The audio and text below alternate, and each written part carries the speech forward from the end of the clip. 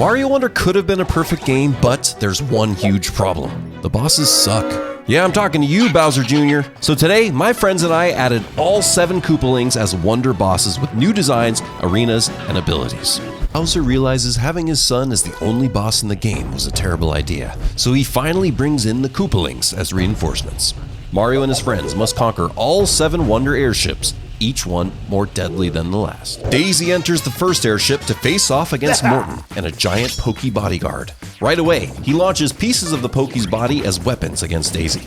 She jumps to avoid the attack, and once she dodges all 4 orbs, Morton just stands there, defenseless. She's a bit confused. Wasn't this fight supposed to be hard? She easily stomps his head and expects a quick victory. Suddenly, a big box drops out of the sky and a giant Pokey head with shell-phased Morton appears. Daisy needs to figure out a plan quickly or the spikes will jab her. With nothing else to use, she ground pounds the box to find a special golden hammer. She picks it up, but knows she will need to throw it perfectly to do any damage. Standing on another big box, she gets enough height and chucks the weapon, knocking the giant Pokey head off screen. Without wasting a moment, Morton reappears right behind Daisy. The giant Pokey's back, and Morton is launching the spike balls faster to catch Daisy off guard.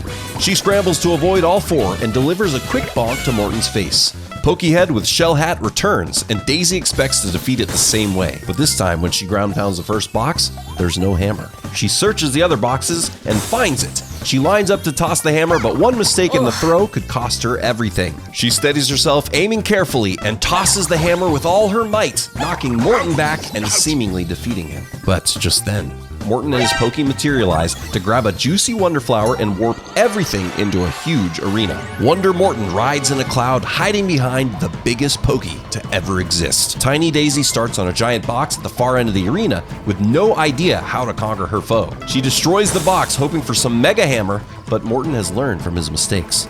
No weapon for her this time. Daisy gets an idea. Because the Pokey's so huge, she might be able to climb the spikes without getting hurt. She tests her hunch and jumps on the first set. Some spikes are safe to climb, while others are deadly. But Daisy knows this is her only chance to reach Wonder Morton. She scurries up while dodging the painful pokers. Daisy reaches the top and knows she has only one opportunity. She readies herself, jumps up, and ground pounds with as much force as possible. Daisy obliterates Morton, the Pokey disintegrates, and she escapes with a massive propeller flower. The first airship is destroyed, but legend has it that each one will be more chaotic than the last. Luigi enters an arena on the second ship, facing off against Lemmy. This koopaling throws bouncy balls at Green Mario, trying to knock him off into a pit of doom. Luigi tries to return Lemmy's orbs back at him, but they have no effect. Luigi then uses the balls as trampolines to jump up and get to the koopaling and bonk it. When he does, the koopaling gets angry and rolls across the arena, chasing Luigi and trying to knock him off. Luigi jumps to not only avoid the bumper ball, but also Lemmy's spiky shell on top. Now Mad Lemmy spews orbs at double speed. Luigi gets caught between them in the pit, just trying to survive.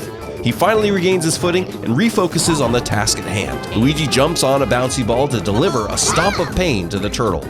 Lemmy rolls again, attempting to crush the poor plumber, but Luigi is determined. Out of nowhere, the wall opens and a platform with a Wonder Flower appears. Before Luigi can react, Lemmy rolls through it to activate his Wonder Power and prepare for a showdown. Luigi rushes to follow and finds himself in an arena way bigger than any he's seen. Giant boxes float upward until Wonder Lemmy destroys them, revealing dozens of giant bouncy balls. Wonder Lemmy safely sits on top of his humongous orb and laughs maniacally.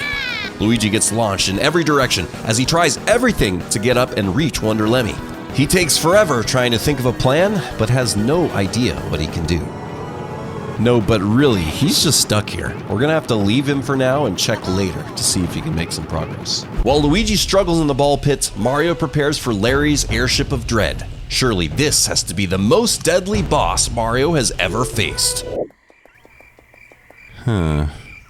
Well, this boss looks way too easy. Let's raise the stakes. To make it harder, I'm going to try to win 3 races in the combat racing game Disney Speedstorm.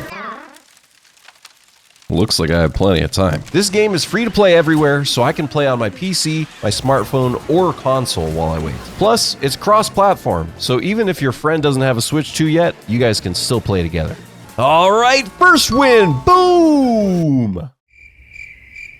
You can play as fan-favorite racers with over 100 to choose from. I love that each racer has a unique ability that matches that character, like Mulan's firework barrage. Come on.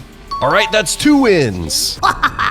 To celebrate the release of Zootopia 2, Gameloft has even added in Judy Hopps, Nick Wilde, and my favorite, Flash. There's even a speedrun event in partnership with speedrun.com called Escape Suspect Time. It's a Zootopia-themed speedrun challenge where players act as ZPD officers to catch a high-priority suspect. Play as Judy Hopps or Nick Wilde across 10 different tracks with exciting rewards and an even juicier cash prize for the winner. And it's happening from December 19th through the 27th. And here we go. Boom! 3 wins! Are you alright, Larry? Check out the link in the description below or scan the QR code to start playing today. Thanks to Gameloft for sponsoring this video. Now back to Larry. The first 2 phases were way too easy, but now Larry disappears with a Wonder Flower. Mario follows Larry into his Wonder Arena and sees him standing at the top protected by his Mama Guardian. Larry uses his power to roll urchins down slanted platforms at Mario. To make his way up, Mario must time his movement and jump over these pokey orbs. If he jumps in the wrong spot, he could hit his head on a block and still take damage. His jump height is reduced from Larry's magic, but that's not going to stop him. Vines grow through some of the blocks, allowing Mario a moment to regroup. When he makes it up high enough, he can see a hammer and takes his opportunity. His new tool can send the urchins back flying and clear a path. Instead of facing the Guardian, he can sneak underneath. Mario catches Larry by surprise and unleashes a well-deserved bomb to defeat the Koopaling and conquer the airship. That fight was easy, but Larry fights always are. The team knows there won't be any more free wins as Peach heads to the next airship. Princess Peach enters the cargo hold of the 4th airship and immediately dodges a fireball. Wendy and her decoys are popping out of pipes, taunting her. The decoys can still hurt Peach as she hunts for the real Wendy to attack. She tests the pipes to see if any of them will let her through, but only the middle one does. When she slips down, she falls straight into the molten cherry juice below. Peach has to squeeze by the fakes to find the real Wendy to attack. After hitting Wendy a few times, she disappears and a column of brick blocks flies across the arena towards her. If she gets caught between the blocks in a pipe or wall, she will instantly lose. Instead, Peach needs to hit the on-off block, which turns off the lights, but swaps the blocks for sweet, sweet gold. The blocks switch sides and she needs to run to the opposite wall to hit the on-off again and turn the new blocks into a delicious coin snack. After she survives long enough, frustrated Wendy and her clones reappear. Peach has learned from the last phase and is faster at jumping on the real Wendy. Peach outsmarts more block attacks until she sees 2 columns of blocks approaching from either side. She's about to get crushed. There are no on-off blocks to hit and she's running out of time. In a desperate attempt to survive, Peach drops down into the middle pipe before she can get pulverized. Somehow, she's fine. The spicy lava disappeared when she turned off the lights. Now she watches and waits for the right moment to jump back into the arena. Furious Wendy reappears and devours a Wonder Flower to grow even more powerful. The pipes start moving up and down, making it almost impossible to find safe ground. More clones pop up faster than ever, and Peach needs to avoid being crushed against the ceiling. After bonking enough clones, Peach realizes the true Wendy disappeared from the arena and left her copies to do her dirty work. Peach scours the room and steps on every pipe until she notices something. At the far right of the arena, a pipe now slowly falls and reveals Wonder Wendy's true hiding spot. Peach lets the pipe slowly fall to make Wendy's pipe rise. When it pushes to the top, Wendy's the one who gets crushed, and Peach is victorious. The pipes stop moving, and Peach goes into the center to blast out of this deadly airship. Wendy's defeated, and now feels like a good time to check on Luigi. Okay, it looks like Lemmy's balls are still bouncing him around, but his new strategy seems to be using the grappling vine badge to climb up the wall. I don't think that's working for him, though. Keep trying, Luigi. We'll be back soon. Yellow Toad enters the next airship to encounter Roy. Roy's riding on a missile meg in the sky as he shoots deadly bullet bills across the arena. Yellow Toad's goal is to jump on moving platforms to reach Roy without taking a bill to the face. Once he reaches the top platform, Yellow Toad must pick the perfect moment to jump and try to attack Roy. One miscalculation and he'll either fall back down to the start or die. Yellow Toad makes it up and jumps on Roy's thick skull, but the fight is far from over. Now the moving platforms disappear, and Roy in shell form attacks on large missile megs. Yellow Toad waits and jumps on the back of the missile to send Roy down into the pit below. Instead of falling into the abyss, Roy returns to the top of the sky and makes everything faster. Bullet bills are harder to dodge, moving platforms move quicker, and Roy flies across the sky at ludicrous speed.